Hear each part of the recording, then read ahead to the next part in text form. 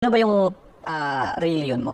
Religion ko. Oo. Or no religion ka? Sa papel, Katoliko ako na. Pero ngayon, wala kang... Hindi man sa wala. naniniwala ka sa Diyos? Oo, rektang-rekta ako kay God. Anak niya ako. Paano kung sinabi... Tingin ako sa salamin ba, para nakikita. Naniniwala talaga ako may God, kasi pag tumitingin ka sa salamin, parang, talagang may God, tinanong mo itong gawa niya. Alam mo, hindi ba diba? Kaya sila hindi naniniwala kay God, kasi pag tumitingin sila sa salamin, parang hindi nila makita yung creation ni God, dahil hindi okay nakikita niya. So, masasabi mo, inuluma yung mukha ni God, yung parang film talaga? Sa tingin ko, nag-take time nga siya sa akin, ha? Alam mo yun? Yung ibang tao, kinapin-paste na lang yan eh. Command V, gano'n. Sa akin, take time pa siya. Nag-PC ng isipan. Pero, sabi kasi, kung naniniwala ka sa Diyos, sabi kasi sa Biblia, dapat isa lang asawa mo. Lapit mo sa Biblia yan, wala sinabing gano'n. So ano mo natin yun? Wala talagang sinabing gano'n sa Biblia, wala. Ni isa wala. Kahit anong halungkat mo ng page, wala sinabing gano'n. At lahat ng karakter doon, halos lahat ng mga sikat na karakter doon, halos lahat yun sila may multiple wives. Mismong si Moses na nagsabi ng Ten Commandments, dalawa yung asawa nun eh.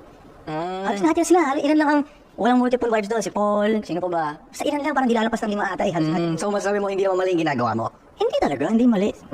You know, tsaka mas maraming babae kaysa sa lalaki, so paano naman yung iba, di ba? Kung one lang tayo lahat, yung ibang babae hindi makakaranas ng lalaki dahil mas marami sila eh. Kaya nandiyan ka? Kaya yeah. Yeah. Okay. Pero kung una kasi parang atheist ka. Hindi. Hindi. Hindi. Naniniwala talaga ako kay God. Ito na lang, sabi kasi sa Biblia, bawal mo dumihin yung balat na binigay ng Diyos para sa'yo. Like tattoo. Ano masasabi mo doon? Sa Biblia talaga yun. Sa tingin ko may exemption ako doon eh. Paborito ako ni God eh. May exempted ka.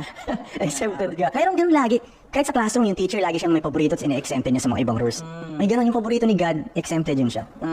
Okay, may 4 tayong lilamin dito at gusto kong pakinggan ninyo ito ng mabuti para hindi kayo mahikayat sa mga makamundong opinyon at ipapakita natin na itong Biblia ay nagtuturo ng tamang moralidad at tamang pagkilala sa Diyos.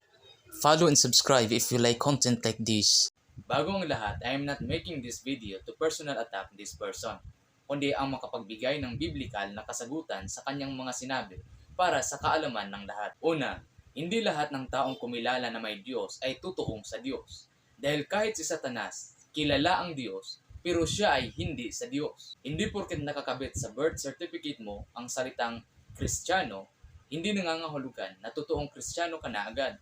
Sapagkat ang sabi sa Biblia, sila ay makikilala ninyo sa kanilang mga gawa. Kaya kapag may naririnig kayong nagsasabing sila ay Kristiyano or nagsasabing sila ay naniniwala sa Diyos, pero ang kailang pananampalataya ay hindi nakasang-ayon sa Ebanghelyo ni Kristo, hindi yun totoong Kristiyano. Pangalawa, hindi lahat ng nakasulat sa Biblia ay para sa atin.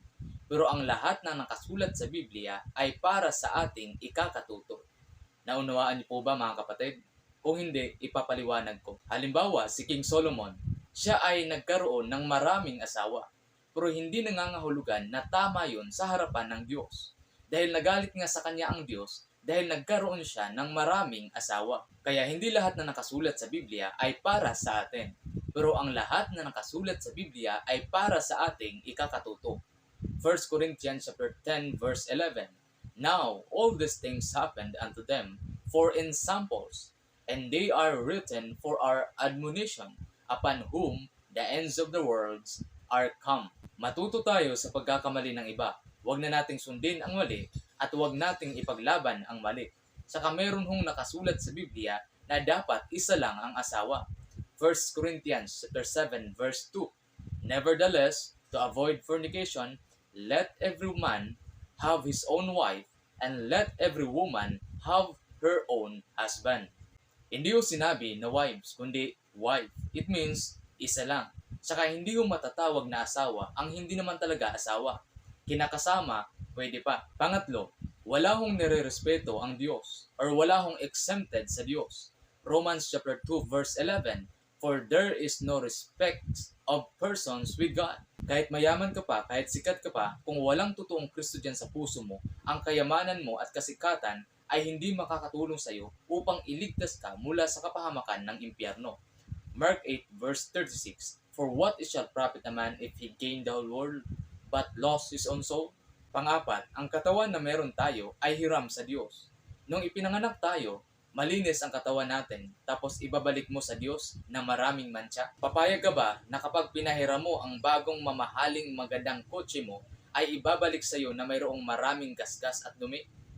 Pinahiram na nga lang sa atin itong katawan na meron tayo, tapos dudumihan pa. Mga kapatid, ang totoong may pagkilala sa Diyos, bagamat hindi perpekto, ay pinipilit mamuhay sa katuwiran ng Panginoon, sapagkat ang totoong sumampalataya kay Kristo bilang Panginoon at tagapagligtas ay may pagbabago at may konsensya sa kasalanan.